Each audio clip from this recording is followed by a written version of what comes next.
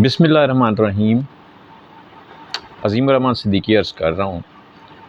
और नौजवान आजकल परेशान हैं रोज़गार की वजह से, कारोबार की वजह से।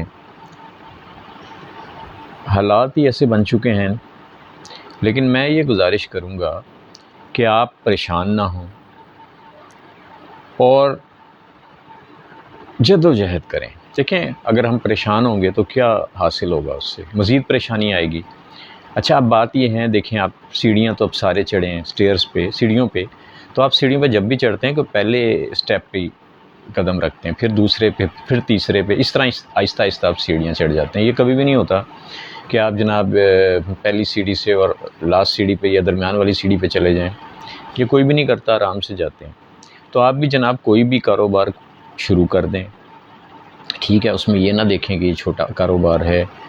आप कोई कारोबार शुरू कर दें, कोई जॉब अगर करना चाहते हैं, जो जॉब मिलती है वो शुरू कर दें। ये पहला स्टेप होगा। उसके बाद आप मज़ीद जद्दोजहद और कोशिश और काविश में रहें और आगे आप बढ़ते चले जाएंगे। अगर आप छोटा सा भी कोई कारोबार शुरू कर देंगे, बहुत सारे कारोबार हैं जो हज़ारों रुपए में भी हो जाते हैं, चंद हज़ार रुपये में भी हो जाते हैं। तो उसमें शर्माने की ज़रूरत नहीं है, वो कारोबार शुरू करें।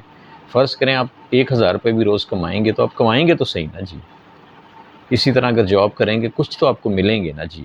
इससे कुछ डिप्रेशन तो कम होगी ना। डिप्रेशन तो अव्वल लें ना, और फिर आप जिस तरह एक स्टेप ये हो गया, फिर दूसरा स्टेप, फिर तीसरा स्टेप, तो फिर इंशाअल्लाह ताला आप कामयाब हो जाएंगे। अल्लाह ताला आपको कामयाब करे। शुक्रिया।